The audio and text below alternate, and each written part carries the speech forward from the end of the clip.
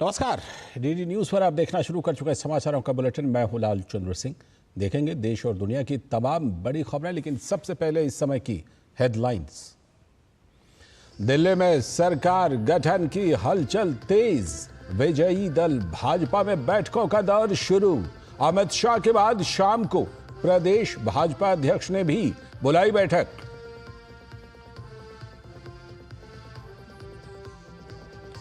उपराज्यपाल वीके सक्सेना ने दिल्ली की 7वीं विधानसभा को भंग करने का जारी किया नोटिफिकेशन। मुख्यमंत्री आतिशी का इस्तीफा मंजूर। नई सरकार के गठन होने तक रहेंगी पद पर। छत्तीसगढ़ में सुरक्षा बलों की बड़ी सफलता। बीजापुर में मुठभेड़ के दौरान 31 नक्सली ढेर। 2 जवान शहीद, 2 अन्य घायल। गृह मंत्री ने नक्सलवाद खत्म करने की दिशा में बताई बड़ी सफलता। और भारत के खिलाफ दूसरे वनडे में टॉस जीतकर पहले बल्लेबाजी करने के लिए उतरे इंग्लैंड की अच्छी शुरुआत। बेन डेकेट ने खेली अर्धशतकीय पारी।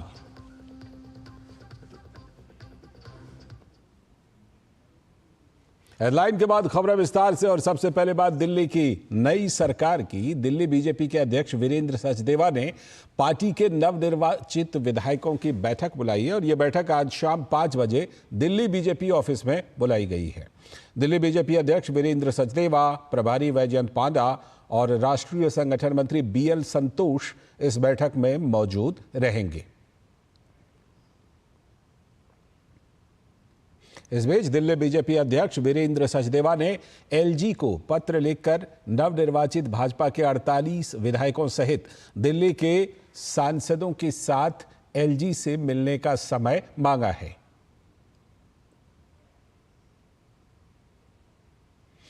और केंद्रीय गृह मंत्री अमित शाह ने दिल्ली में सरकार की गठन को लेकर एक अहम बैठक की। इस बैठक में भाजपा के राष्ट्रीय अध्यक्ष जेपी नड्डा, संगठन महामंत्री बीएल संतोष भी शामिल हुए। इनके अलावा दिल्ली भाजपा अध्यक्ष वीरेंद्र सचदेवा, चुनाव प्रभारी वैजयंत जय पांडा समेत दिल्ली के कुछ अन्य नेता भी इसमें मौजूद रहे। और उधर दिल्ली विधानसभा चुनाव 2025 में आम आदमी पार्टी की हार के बाद दिल्ली की मुख्यमंत्री आतिशी मालेना ने आज उपराज्यपाल वीके सक्सेना से मुलाकात पर अपना इस्तीफा सौंप दिया। एलजी वीके सक्सेना ने आतिशी का इस्तीफा मंजूर कर लिया है और नई सरकार के गठन तक उन्हें इस पद पर बने रहने को कहा है। अरविंद केजरीवाल द्वारा मुख्यमंत्री पद छोड़ने के बाद आतिशी ने पिछले साल 21 सितंबर को दिल्ली के मुख्यमंत्री पद की शपथ ली थी। हालांकि उनका कार्यकाल महज 4.5 महीने का ही रहा। आतिशी दिल्ली की तीसरी महिला मुख्यमंत्री बनी थी। उनसे पहले भाजपा की दिवंगत नेता सुषमा स्वराज और 15 साल तक दिल्ली पर शासन करने वाली कांग्रेस की दिवंगत नेता शीला दीक्षित भी दिल्ली की मुख्यमंत्री रह चुकी हैं। दिल्ली में भाजपा के शानदार प्रदर्शन के बीच अरविंद केजरीवाल और मनीष सिसोदिया सहित आम आदमी पार्टी के कई बड़े नेताओं को हार का इस बार सामना करना पड़ा। लेकिन मुख्यमंत्री आतिशी के अलावा 3 मंत्रियों गोपाल राय, मुकेश अहलावत और इमरान हुसैन ने जीत के साथ पार्टी की कुछ हद तक साख को कायम रखी। कालकाजी विधानसभा सीट से दूसरी बार चुनावी मैदान में उतरी आप की प्रमुख रणनीतिकार आतिशी ने भाजपा के रमेश विधूड़ी को 3521 मतों के अंतर से हराया है। इस बीच दिल्ली की 7वीं विधानसभा को भंग कर दी गई है। दिल्ली के उपराज्यपाल विनय कुमार सक्सेना ने 8 फरवरी 2025 से राष्ट्रीय राजधानी क्षेत्र दिल्ली की 7वीं विधानसभा को भंग कर दिया है। दिल्ली चुनाव में आप को 22 सीटें तो भाजपा को 48 सीटें मिले हैं। और दिल्ली में भारतीय जनता पार्टी की बम्पर जीत से पार्टी के विधायक और कार्यकर्ता बेहद उत्साहित हैं। और जीत होते ही भाजपा के मुस्तफाबाद सीट से नवनिर्वाचित विधायक मोहन सिंह बिष्ट ने मुस्तफाबाद का नाम बदलने का ऐलान कर दिया है। भाजपा नेता मोहन सिंह बिष्ट का कहना है कि वो मुस्तफाबाद का नाम बदल देंगे। नया नाम शिवपुरी या शिव विहार हो सकता है। दिल्ली में 6 बार से विधायक मोहन सिंह बिष्ट जी इस वक्त हमारे साथ मौजूद हैं। बीजेपी के फायर ब्रांड नेता माने जाते हैं। सबसे पहले तो आपको बहुत बहुत बधाई, और साथ ही साथ जानना चाहता हूं कि इतना कड़ा मुकाबला माना जा रहा था, सबसे ज़्यादा वोटिंग दिल्ली में यहाँ से हुई और कहा जा रहा था कि एक तरफ वोट जा रहा है, उसके बावजूद ये जो परिणाम देखने वाले आए हैं ये काफ़ी चौंकाने वाले और काफ़ी अच्छे मार्जिन से जीते हैं आप।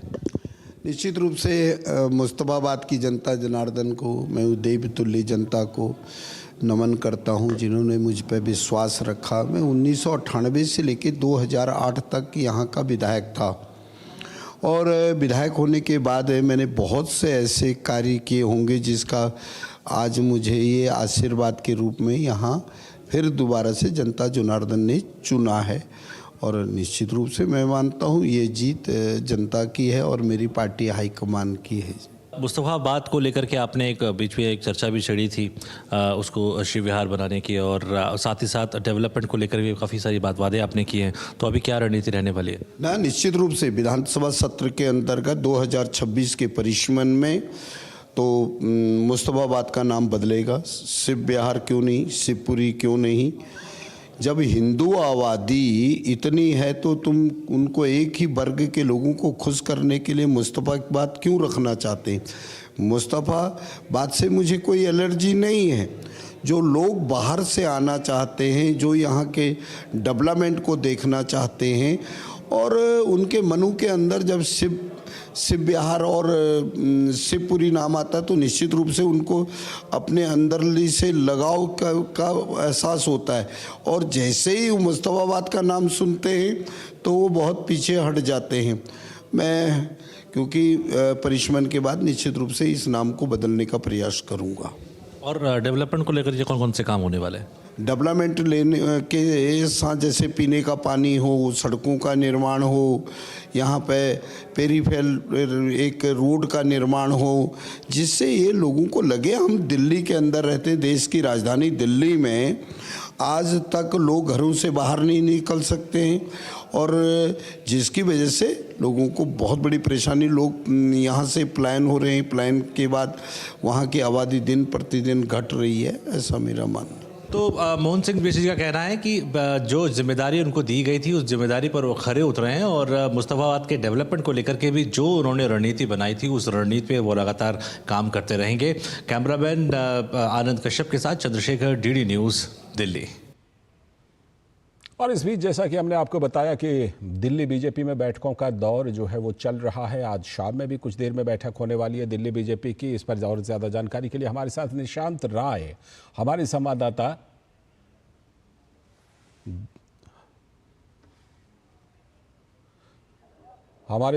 निशांत राय हमारे साथ जुड़ रहे हैं। निशांत, आप हमारे साथ जुड़ चुके हैं? निशांत राय हमारे साथ जुड़ चुके हैं। निशांत, ये बताइए कि दिल्ली बीजेपी जो है उसके बारे में जाहिर सी बात है कि दिल्ली के लोग और मुझे लगता है दिल्ली के बाहर के लोग दो सवालों के जवाब जानना चाहते हैं। एक तो ये कि कितने दिन में नई सरकार का गठन हो जाएगा, क्योंकि चर्चा ये है कि शायद प्रधानमंत्री जब फ्रांस से वापस आ जाएंगे उसके बाद दिल्ली में नई सरकार का गठन होगा। और दूसरी बात ये जो सभी के जहन में है कि कौन होगा अगला मुख्यमंत्री। तो क्या कुछ इन बैठकों से आपको खबर मिल रही है इन दोनों मसलों को लेकर के? देखिए, सबसे पहले मैं आपके मुख्यमंत्री वाले सवाल का जवाब दूंगा। दरअसल कल प्रधानमंत्री ने जब बीजेपी मुख्यालय में भाषण दिया था उसके बाद बीजेपी की पार्लियामेंट्री बोर्ड की बैठक हुई थी।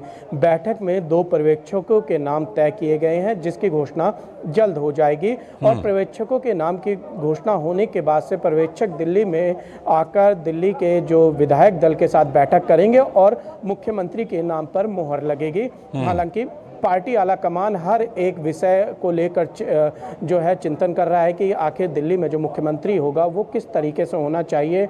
दिल्ली में उसका कामकाज और जो केंद्र सरकार की योजनाएं धरातल पे जो मजबूती के साथ लागू करा सके उस चेहरे को मौका दिया जाएगा। अब उसमें जातीय, क्षेत्रीय तमाम समीकरणों का ध्यान रखा जाएगा, उसके बाद कोई तय फैसला लिया जाएगा। दूसरा सवाल, दिल्ली में मुख्यमंत्री पद की शपथ की अगर बात की जाए तो प्रधानमंत्री नरेंद्र मोदी कल दोपहर बाद फ्रांस और यूएस के दौरे पर जा रहे हैं। 14 तारीख का अभी तक जो जानकारी आई है कि शाम को वापसी का प्रोग्राम है और ये बढ़ भी सकता है, यानी कि 15 फरवरी के बाद दिल्ली में नई सरकार का गठन होगा। और देखने वाली बात यह होगी कि नई सरकार में किन किन लोगों को शामिल किया जा सकता है। हालांकि कई सारे नाम चर्चाओं में हैं, लेकिन उन नामों के साथ साथ पार्टी का क्या समीकरण रहता है। और 26 साल के बाद से दिल्ली में बीजेपी सत्ता में आई है और ऐसे में जो वादे संकल्प पत्र में किए गए थे, उन वादों को धरातल पर कौन कौन से लोग मजबूती के साथ उतार सकते हैं, उसको लेकर कहा जा सकता है कि पार्टी फिलहाल चिंतन कर रही है।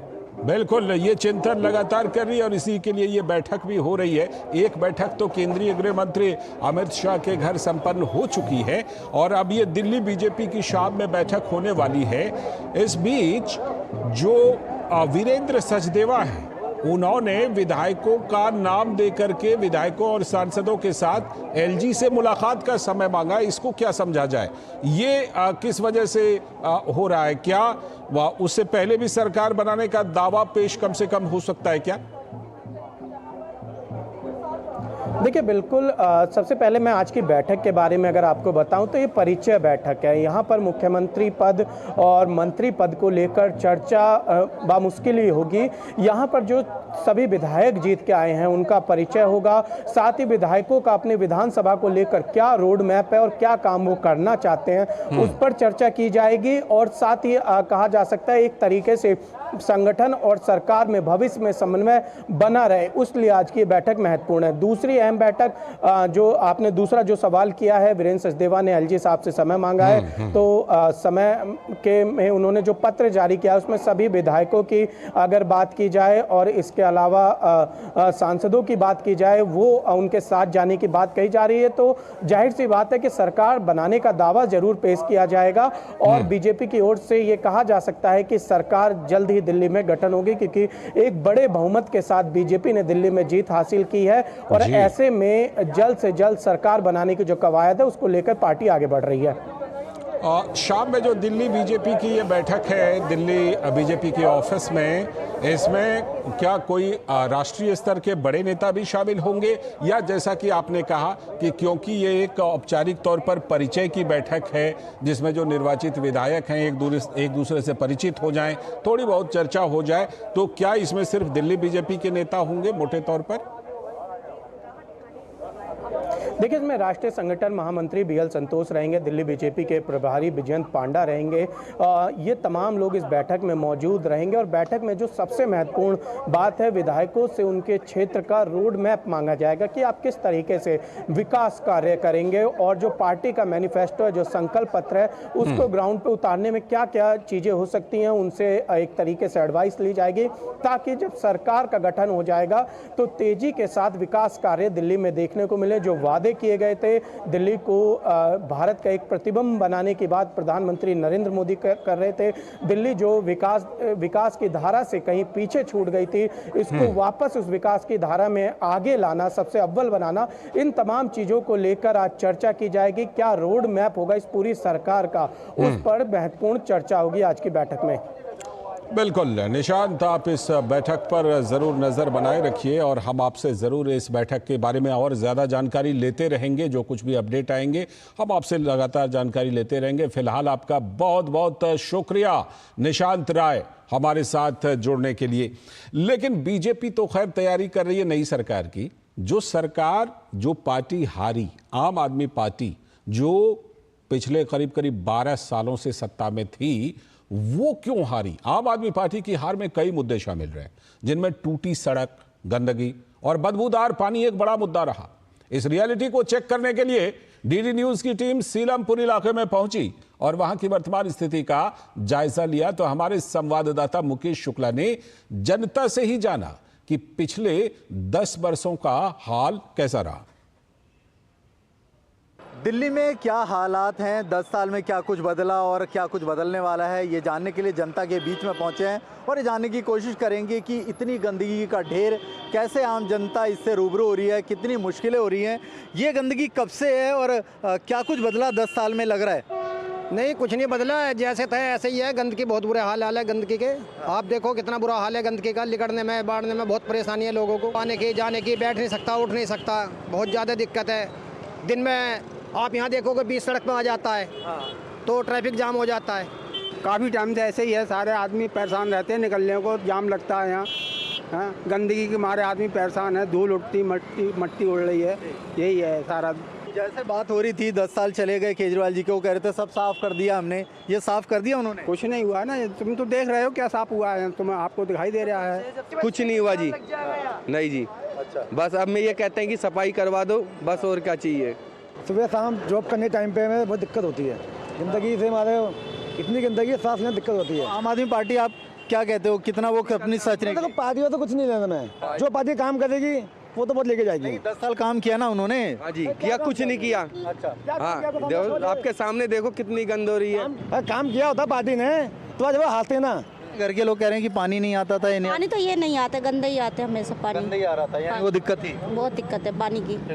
यही पेरिस है, जब बरसात का पानी आता है तो नालों का पानी इतना आता है कि आम आदमी निकल भी नहीं सकता है। जनता उम्मीद कर रही है कि भारतीय जनता पार्टी जो दिल्ली में 27 साल बाद काबिज हुई है, नई उम्मीद के साथ आएगी और लोगों की ये जो तमाम गंदगी है इनको ना केवल दूर करेगी बल्कि एक स्वच्छ वातावरण यहाँ पर बना करके देगी। और आम जनता को जो बहुत बड़ी दरकार है, पानी की, अच्छी सड़कों की, गंदगी दूर हो जाए, उन तमाम मुद्दों पर वो काम करेगी और जनता के भरोसे को यहाँ पर कायम करने की कोशिश करेगी। जनता भी यही उम्मीद कर रही है। कैमरामैन राधेश्याम के साथ मैं मुकेश शुक्ला, डीडी न्यूज़ दिल्ली। तो मुकेश शुक्ला की जो आपने ग्राउंड से ये रियलिटी चेक रिपोर्ट देखी, इससे आप समझ सकते हैं दिल्ली विधानसभा चुनाव के नतीजे को कि ये नतीजा आया क्यों है। इस बीच दिल्ली विधानसभा चुनाव में भाजपा की जीत पर पुदुचेरी के पूर्व एलजी और पूर्व आईपीएस अधिकारी किरण बेदी ने कहा कि अब आरोप प्रत्यारोप का दौर खत्म हो गया है। उन्होंने कहा कि अब दिल्ली को स्वस्थ, सुरक्षित और स्वच्छ बनाएंगे। एलिगेशंस का जमाना कल तक खत्म हो गया। अब मेरा समझती हूँ कि लोग चाह रहे हैं अब आगे चलो और हमें सुधार दो, स्वच्छता दो, सिविक कम्युनिटीज़ दो, हमें प्रेडिक्टेबिलिटी दो, हमें ट्रस्टवर्दी गवर्नमेंट दो। मैं ही समझती हूँ ये एक विश्वास वापस मांग रही है दिल्ली की सरकार, और दिल्ली चाह रही है कि अब और गिराओ मत, इसको प्रॉपर राजधानी बनाओ जाकि एक एग्जाम्पल बने दुनिया के लिए। आगे आपको दिखाएंगे नक्सल के खिलाफ बड़ी कार्रवाई की रिपोर्ट। फिलहाल वक्त है एक छोटे से ब्रेक का। नई दिल्ली विश्व पुस्तक मेला आ गया है फिर एक बार देने आपकी कल्पना को नई उड़ान। साहित्य और संस्कृति की इस अद्भुत दुनिया में अपने पसंदीदा लेखकों, साहित्यकारों और कलाकारों के साथ जाने कहानी भारत की। आइए हम भारत के लोग गर्व से शामिल हों विश्व के सबसे बड़े पुस्तक मेले में और मनाए गणतंत्र भारत के 75 वर्षों का उत्सव विश्व की सर्वश्रेष्ठ किताबों के साथ। 1 से 9 फरवरी सुबह 10 बजे से रात 9 बजे तक भारत मंडपम कॉम्प्लेक्स में स्कूल स्टूडेंट्स, सीनियर सिटीजन और दिव्यांग जनों के लिए एंट्री फ्री। टिकट ऑनलाइन और मेट्रो स्टेशन पर उपलब्ध। मेरी पसंद, मेरी पसंद, मेरी पसंद, मेरी पसंद,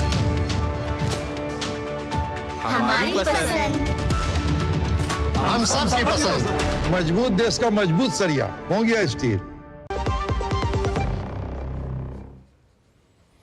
स्वागत है ब्रेक के बाद। आज की एक और बड़ी खबर, नक्सल मुक्त भारत बनाने की दिशा में सुरक्षा बलों को बड़ी कामयाबी मिली है। छत्तीसगढ़ के बस्तर संभाग के बीजापुर जिले में सुरक्षा बलों और नक्सलियों के बीच बड़ी मुठभेड़ में 31 वर्दीधारी नक्सलियों को जवानों ने मार गिराया है।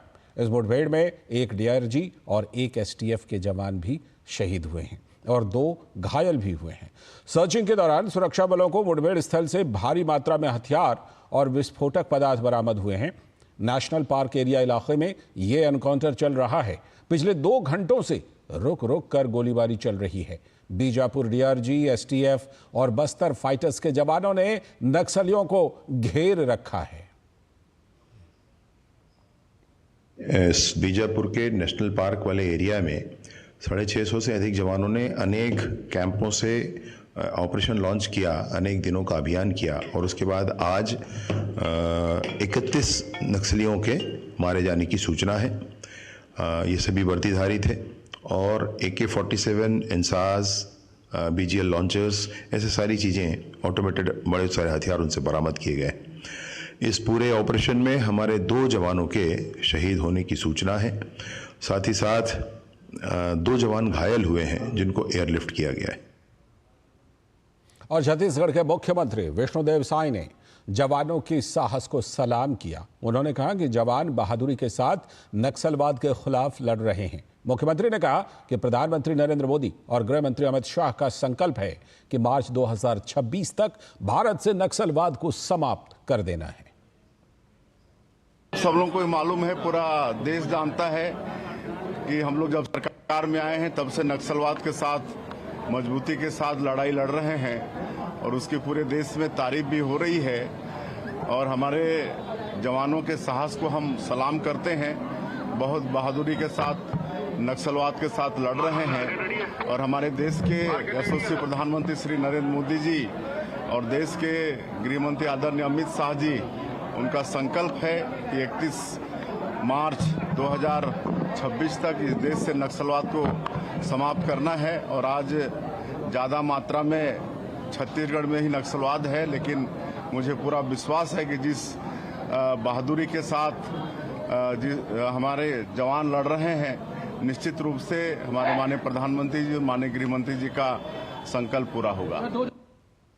और केंद्रीय गृह मंत्री अमित शाह ने छत्तीसगढ़ के बीजापुर में मारे गए नक्सलियों को सुरक्षा बलों की बड़ी सफलता बताया है। उन्होंने सोशल मीडिया प्लेटफॉर्म एक्स पर लिखा, नक्सल मुक्त भारत बनाने की दिशा में सुरक्षा बलों ने छत्तीसगढ़ के बीजापुर में बड़ी सफलता हासिल की है। इस ऑपरेशन में 31 नक्सलियों को ढेर करने के साथ ही भारी मात्रा में हथियार और विस्फोटक सामग्री भी बरामद की गई है। मानवता विरोधी नक्सलवाद को समाप्त करने में आज हमने अपने 2 बहादुर जवानों को खोया है। यह देश इन वीरों का ऋणी रहेगा। शहीद जवानों के परिजनों के प्रति भावपूर्ण संवेदनाएं व्यक्त करता हूं। साथ ही पुनः यह संकल्प दोहराता हूं कि 31 मार्च 2026 से पहले हम देश से नक्सलवाद को जड़ से समाप्त कर देंगे, ताकि देश के किसी भी नागरिक को इसके कारण अपनी जान ना गंवानी पड़े। अगली बड़ी खबर, रक्षा मंत्री राजनाथ सिंह एरो इंडिया 2025 में शामिल होने के लिए बेंगलुरु पहुंचे। HAL हवाई अड्डे पर उतरने के बाद रक्षा मंत्री ने HAL की अत्याधुनिक LCA MK-1A उत्पादन सुविधा का दौरा किया। रक्षा मंत्री ने सोशल मीडिया के माध्यम से बताया कि तेजस MK-1A देश का गौरव है, जो आने वाले दशकों तक भारतीय वायुसेना की रीढ़ के रूप में काम करेगा। MK-1A कई उन्नत सुविधाओं के साथ LCA MK-1 का उन्नत संस्करण है। LCA एक बहुउद्देशीय विमान है जो आक्रामक हवाई हमले, नजदीकी लड़ाइयों और जमीनी हमले के लिए सक्षम है।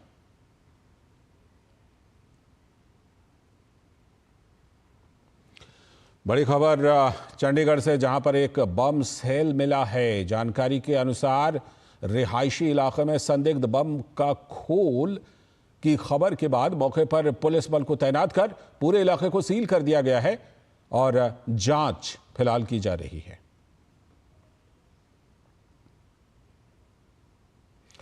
खबर उत्तराखंड से, मुख्यमंत्री पुष्कर सिंह धामी ने कहा कि आजादी के बाद देश के सभी संकल्प पूरे हो रहे हैं। CAA और UCC लागू करने की शुरुआत देवभूमि उत्तराखंड से ही हुई। UCC की गंगा देश को जल जीवन देने का काम करेगी। उन्होंने कहा, मैं गुजरात सरकार को बधाई देता हूं कि उन्होंने वहां भी कमेटी बनाई है और उम्मीद है कि देश के अन्य राज्य भी इस दिशा में काम करेंगे। देश की आज़ादी के बाद चाहे धारा 370 हो, 3 तलाक हो, भगवान राम का भव्य मंदिर बनना हो और CAA का कानून लागू करना हो या UCC देश के अंदर लागू करना हो, उसकी शुरुआत देवभूमि उत्तराखंड से हुई है। और हमने हमेशा कहा है कि देवभूमि उत्तराखंड से जो शुरुआत हुई है वो निश्चित रूप से माँ गंगा की तरह, जैसे माँ गंगा सभी को जल जीवन देती है, उसी प्रकार UCC की गंगा भी पूरे देश को जल जीवन देने का काम करेगी, सभी को लाभ पहुंचाएगी। अब मैं गुजरात के सरकार को, मुख्यमंत्री जी को, उनको भी बधाई देना चाहता हूं कि उन्होंने वहां भी कमेटी बना दी है, वहां भी ये काम आगे बढ़ गया है। देश के अन्य राज्य भी इस दिशा में आगे बढ़ गए। अगली खबर, दिल्ली मेरठ नमो भारत कॉरिडोर को परिचालित करने की दिशा में आज मेरठ साउथ और मेरठ के शताब्दी नगर के बीच के अतिरिक्त 6 किलोमीटर के सेक्शन पर ट्रायल रन आरंभ किया गया। ट्रायल के दौरान सिविल संरचना की अनुकूलता की जांच करने के लिए नमो भारत ट्रेनों को आरंभ में मैनुअल रूप से संचालित किया जाएगा। 6 किलोमीटर के इस अतिरिक्त खंड में शताब्दी नगर नमो भारत स्टेशन के अलावा परतापुर और रेठानी के 2 मेट्रो स्टेशन भी शामिल होंगे। इस खंड के परिचालित होने के बाद नमो भारत ट्रेनें यात्रियों को न्यू अशोकनगर और शताब्दी नगर के बीच तेज और कुशल यात्रा विकल्प प्रदान करेंगी, जिससे 61 किलोमीटर की यात्रा में लगने वाला समय 45 मिनट से भी कम हो जाएगा। अब बात महाकुंभ की, जहां त्रिवेणी के पवित्र संगम में डुबकी लगाने के लिए राष्ट्रपति द्रौपदी मुर्मू 10 फरवरी को प्रयागराज पहुंचेंगी। राष्ट्रपति संगम में आस्था की डुबकी लगाने के साथ ही अक्षय वट और बड़े हनुमान मंदिर में दर्शन पूजन भी करेंगी। राष्ट्रपति का स्वागत करने के लिए इस दौरान उत्तर प्रदेश के मुख्यमंत्री योगी आदित्यनाथ भी मौजूद रहेंगे। राष्ट्रपति डिजिटल महाकुंभ अनुभव केंद्र का अवलोकन भी करेंगी, जिसमें महाकुंभ मेले की विस्तृत जानकारी तकनीकी माध्यमों से उपलब्ध कराई जा रही है। राष्ट्रपति का महाकुंभ दौरा न केवल प्रयागराज के लिए ऐतिहासिक होगा, बल्कि देश भर के श्रद्धालुओं के लिए भी एक प्रेरणादायी क्षण होगा। उनकी उपस्थिति से महाकुंभ के धार्मिक, सांस्कृतिक और आध्यात्मिक महत्व को एक नई ऊंचाई मिलेगी। राष्ट्रपति के दौरे को देखते हुए प्रयागराज में सुरक्षा व्यवस्था चाक चौबंद कर दी गई है। और प्रयागराज महाकुंभ में अमृत स्नान का लाभ लेने के बाद अब साधु सन्यासी वाराणसी पहुंचने लगे हैं। इससे वाराणसी में भी महाकुंभ के जैसा ही नजारा दिखने लगा है। सनातन धर्म के 13 प्रमुख अखाड़ों में से एक जूना अखाड़े के सन्यासी महाकुंभ में भाग लेने के बाद अब वाराणसी पहुंच गए हैं। वाराणसी पहुंचने के बाद ये साधु सन्यासी दशाश्वमेध, शिवाला, हनुमान घाट, केदार घाट, चौकी घाट आदि घाटों की भी अपनी धूनी स्थली बनाए हुए हैं। और अब खबर खेल के मैदान से। भारत और इंग्लैंड के बीच 3 मैचों की वनडे सीरीज का दूसरा मुकाबला कटक के बाराबाती स्टेडियम में खेला जा रहा है। इंग्लैंड ने टॉस जीतकर बल्लेबाजी चुनी। ताज़ा जानकारी मिलने तक इंग्लैंड ने 4 विकेट के नुकसान पर 219 रन बना लिए हैं। भारत को पहली सफलता डेब्यू कर रहे स्पिनर वरुण चक्रवर्ती ने दिलाई। वरुण ने सलामी बल्लेबाज फिल सॉल्ट को आउट कर दिया। रविंद्र जडेजा ने बेन डकेट को आउट कर इंग्लैंड को दूसरा झटका दिया, जबकि हर्षित राणा ने हैरी ब्रूक को शुभमन गिल के हाथों कैच करा दिया। हार्दिक पांड्या ने जोस बटलर को आउट कर इंग्लैंड को चौथा झटका दिया। टीम इंडिया में आज के मुकाबले के लिए 3 बड़े बदलाव किए गए हैं। यशस्वी जायसवाल की जगह विराट कोहली की टीम में वापसी हुई है। वहीं वरुण चक्रवर्ती अपना वनडे डेब्यू कर रहे हैं। कुलदीप यादव को आराम दिया गया है। नागपुर में खेले गए पहले वनडे में भारत ने 4 विकेट से जीत दर्ज करके 3 मैचों की सीरीज में शुरुआती बढ़त हासिल कर रखी है और उसका लक्ष्य अपना विजय अभियान जारी रखकर सीरीज को जीतना होगा। इस बुलेटिन में फिलहाल इतना ही। नमस्कार।